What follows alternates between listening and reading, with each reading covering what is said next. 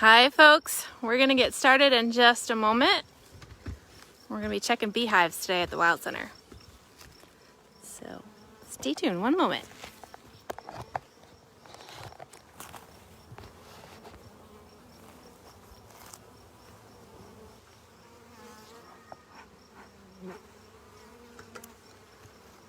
Welcome everybody to another edition of Lunchtime Live. My name is Leah. If you haven't met me before, I am the curator here at the museum, and I get to help take care of all of the animals that call the Wild Center home, including our 3 honeybee hives. So I'm currently outside in our meadow area. Let me just show you around. So right behind me is the Wild Center's pond. And you can see the building in the distance. This right here, if I can turn it, is our osprey platform, which hopefully someday osprey will come and nest on that platform. But out here in this meadow is a perfect spot for honeybee hives. We located our beehives here because it is in the middle of a wildflower area. It's also close to water because honeybees need water to drink. And we're right up against a tree line, so I'm facing the other way now. I'm staring at the pond. Right behind me is a little bit of woods, so in the winter or when it's really windy, it helps provide a little windbreak for these hives. And what I'm going to do today is just check on the hives. So these 2 hives out here in the meadow are brand new. We ordered them from a company online and they got delivered through the postal service, believe it or not. The postman was probably a little concerned, but they come in a really special box. Here, I'll show you what it looks like even. They get mailed in a box like this, and it's completely enclosed, no bees can escape. It says live bees on it, and it came with our mail. So these got installed in early May, and I've been checking them about once a week. And what I'm looking for is to make sure that there's a queen in there, that the queen seems to be healthy, that they're starting to collect pollen and nectar, and that everything seems okay. So I'm going to go ahead and open this hive behind me, and I'll take you along with me. If you haven't watched any of our bee content before, or if you're new to honeybees, I'm going to use a tool called a smoker. So this is, if you've ever seen pictures of beekeepers before, they're usually in some kind of outfit that helps protect them, and they usually carry a smoker. So this is just a tool that we build a little bit of a fire in it. I have just dry grasses from the meadow right here, and I build a kind of a little bit of a damp, cool fire. I want it to be smoky but not hot. And then we use this as a tool to help keep the bees calm. What it does is it interrupts their chemical communication, and it makes them calmer and less likely to want to defend the hive. So what I'm going to do is I'm just going to go put a little smoke in the front of this hive. I'll bring you with me. So this is the front entrance right here. I have what's called an entrance reducer in there right now, this tan bar. There's just a tiny little hole. And what that helps to do is it helps the bees to defend their hive in case there's wasps or other insects that might come and try to steal their honey. So right now I have that in there just to give them a little extra help. I'm going to put a little bit of smoke in there. Just a little bit. And I'm going to set you guys down again because I need both my hands. Now I'm going to take the lid off and put a little bit more smoke in there. So this is the outer lid that covers the hive, which is just a lid. I'm going to set that down. And then there's an inner lid that has a hole in it. I'll show you. I'm going to do a lot of moving today. So there's a little bit of hole in there. I'm going to put a little smoke in there. Then I'm going to take that lid off. So, let's put a little bit of smoke in there. If you have any questions while I'm going through this, feel free to drop them in the comments. I have a little bit of a hard time seeing through the head net, but I certainly will come back after the program and make sure I answer everybody's questions. So now I'm going to use what's called a hive tool. It's just a metal tool that we can use to help pry things open. Bees produce wax and honey, as we know, and what they like to do is seal the inside of their hives so there's no air or drafts or anything like that getting in. So sometimes this stuff sticks. You just use the hive tool to pry that up. And you can look at the inner lid. There's some bees on there hanging out. Now I just put an upper box on here because this hive is starting to produce a lot of population. The queen has been laying a lot of eggs and we have a lot of baby bees and new bees. So I'm gonna I know there's no bees really in the top yet because I just put it on recently. I'm gonna take this off. But I will show you the anatomy of a hive. So this is a wooden box. There are plastic ones too, but this is pretty traditional. Inside this box, there are what we call frames. They can either be made of wood or they can be plastic like this one. This frame has a honeycomb pattern printed on it. And then I also have put a little beeswax on top of that just to encourage the bees to start building it out. And now I'm going to pull out a frame of bees and I'll show you what that looks like. Okay.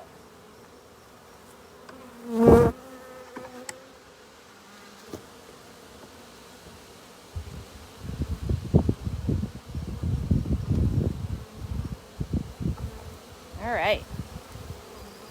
Now, ooh, this is an interesting frame. Okay. So what we have going on here is a few things. This yellow honeycomb right here is what the bees have produced. They produce beeswax and they put it in a honeycomb configuration. And they use those holes for a few things. So those holes are where they're gonna store pollen. They're also gonna store the nectar, which will turn into honey. And it's where the queen is gonna lay eggs and they will raise young. So let's see if I can get a little closer. Okay, so there are actually some baby bees in view right now. If you look inside some of those honeycombs, you can kind of see what looks like a little white worm. Those are baby bees. The queen lays an egg that looks like a really tiny grain of sand. And then they hatch and they're these tiny little white worms. And the other bees, the worker bees, will feed that little larva bee until they get to a bigger size. I think they quadruple in size. And then the worker bees will cap them over. So now let's move over. See if we can find some cap in there. Okay, so some of these right here, I'm gonna move my tool, have kind of a tan cap over the top of that honeycomb. Those are baby bees, and what they're doing now is they're going through a metamorphosis where they're gonna stop looking like a worm and they're gonna look like an adult bee. And eventually, they're gonna chew their way out of that little wax cap and they will emerge as adult bees. Now, most of the bees in a honeybee hive are females. These, what you're seeing right here, all females. I know that because I've looked and we don't have any males yet, and we'll get to those guys in a second. When they first emerge as adults, they are usually nurse bees. So they help take care of the other babies. They feed them while they're growing. They move on to other jobs like being the undertaker. So if there's dead bees, they'll clean them out of the hive, or if there's dirt. There are bees who are creating more wax, who are building more wax out. There are bees that are cleaning the wax. So they might be polishing it or getting rid of mold or dirt or anything like that. And then it isn't until the last couple of weeks of their life that they're flying workers. So for like the last 3 weeks of their life, they're gonna leave the hive and they'll be the ones to go out and search for pollen and honey. Now, let's see if I can find any. Oh, the other thing I was gonna tell you, interesting about this frame. Now over here, there's some crazy stuff going on. Crazy looking stuff anyways. Okay, so this looks different. It's hard for me to tell if you can see this well on the screen, but these, let's see if I can tilt it a little. These babies are a lot bigger. If you can tell, the cap over the honeycomb there kind of sticks out, almost like the size of a pencil eraser. These are male bees. They're called drone bees. And I know that because the males are bigger and they stick out like this. So they're producing males right now. And the male's only job is to mate with a new queen, should this hive produce a new queen. They mate with her, they die, and that's it. They don't collect honey, they don't take care of baby bees, they don't do any of that. So they're producing some male bees. And eventually these guys will hatch out and they will be quite a bit bigger than the ladies. They'll be about 1.5 times bigger. and they'll wait around to see if they're needed for a new queen. So let me see if I can find some honey in here to show you.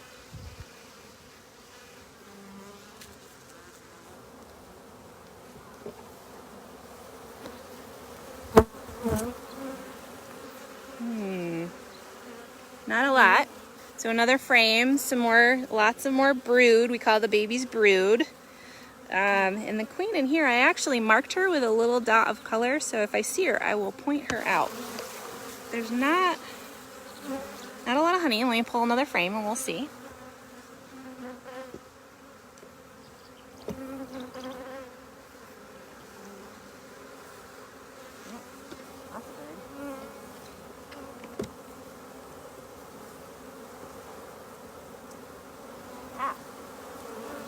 Well, no mature honey yet, but what we do have is some pollen.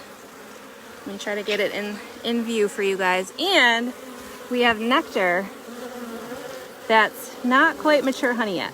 So if you look in any of those honeycombs and you see it kind of looks like yellow or whitish waxy stuff, that's pollen. And then if you see anything that looks liquidy, that is actually nectar. So when they collect the nectar, let's see if I can get it in there. When they collect the nectar, aha, I can see some. Hopefully you guys can see it. It kind of looks like water in there. They mix it with their saliva, and then they dehydrate it while it's in the honeycomb. And it will get sticky and thick like honey. And then they cap it over with a really special wax. Oh, there's a little bit of mature honey right here. So this is actual honey. They cap it over with a different kind of wax that they use to build the honeycomb. This wax is waterproof and airtight, and then that honey can be stored indefinitely. Now they need both pollen and honey to survive. They mix those two things together. They make something called bee bread, which sounds delicious to me. And that's what they survive on. So again, if you're watching and you have questions, feel free to drop them in the comments. I will do my best to try to see them. It's kind of hard for me to see through the head net, but I certainly will go back and answer all your questions after I get out of this really cool outfit. I'll do my best. So, in a really productive hive in the middle of summer, there can be 60 to 80,000 bees. One bee produces about a 12th tablespoon of honey in their life. So, they do a lot of work for a little bit of honey. Our hives here in northern New York need about 50 pounds of honey to survive our long, hard winters. So if they produce any more than that, that's what we would harvest. But if they don't produce enough, then I actually help supplement and feed them, which has happened to us most years. This is it's my 5th or 6th year doing beehives at the Wild Center. We collected honey one summer. We got enough. We got about 30 pounds of honey from one hive, which we mostly bottled and gave away to people.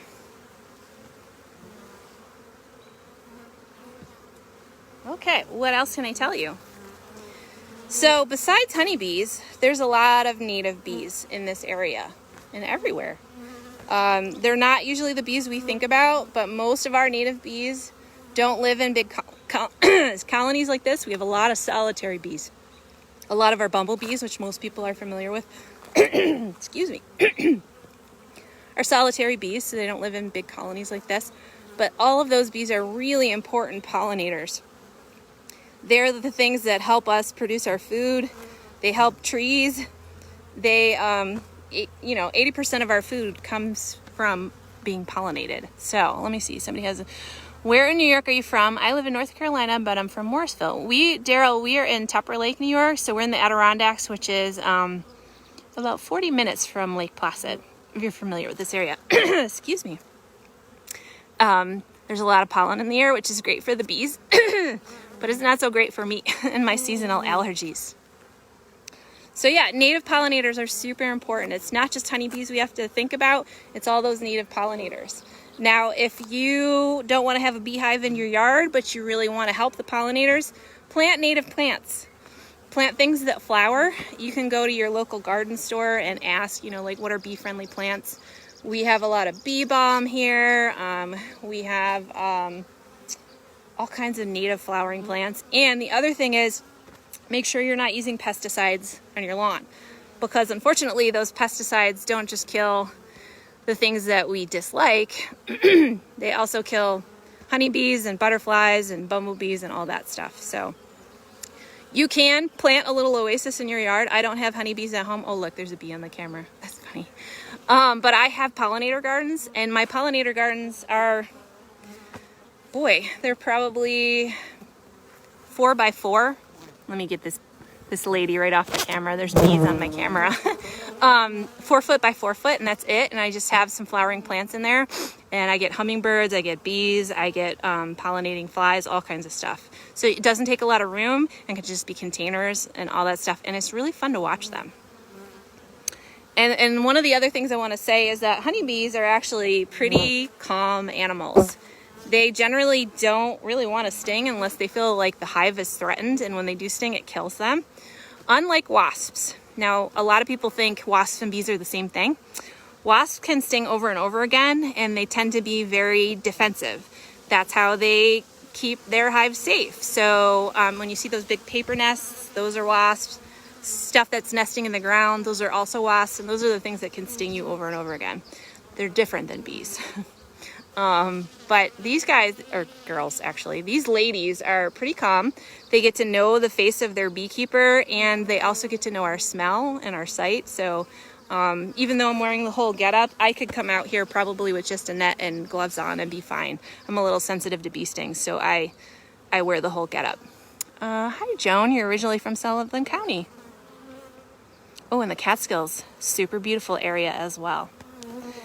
So that's just a little check-in on our beehive. The bees are doing great. It's still early in the season, so they don't have much honey yet, but we are starting to flower. All of the strawberry right now, we have wild strawberry all over, is flowering. It's a low ground cover, which is great for all kinds of wildlife, not just bees. So I imagine they're gathering a lot of that, and you know, we're gonna have clover flowering pretty soon, so they'll be starting to put in some clover honey, which is delicious. And honey, yes, honey does taste different depending on what plants it comes from. Hi Mom, my mom's watching. She always watches. So that's it. That's a little bit of our bee check-in for you. I am happy to answer more bee questions. If you have any questions and you want to email me, you can reach me at lvalerio@wildcenter.org. And if you look at the title of this video, you can see how to spell my name. Happy to answer questions. But there's also lots of resources on the internet. There's usually local and county beekeeping clubs. There's a couple around here. And if you can find a local beekeeper and get out with them, that's the best way to learn, because it's really cool to be out. Oh, Daryl, you've been to Tupper Lake. That's great. You're welcome, Joan. So, stay tuned. We'll be doing more programming throughout the week and throughout the summer. We are now open 7 days a week, so you can come visit our campus, and we are anticipating opening the inside of our building soon. So right now, everything outside is open. We have several places where you can view our animals, including our otters and owls and ravens and stuff like that. We have daily canoe trips. We have daily animal encounters, and hopefully the building will be open in July. So come visit us or stay tuned for our digital programming, and we will see you all next time. Bye, everybody.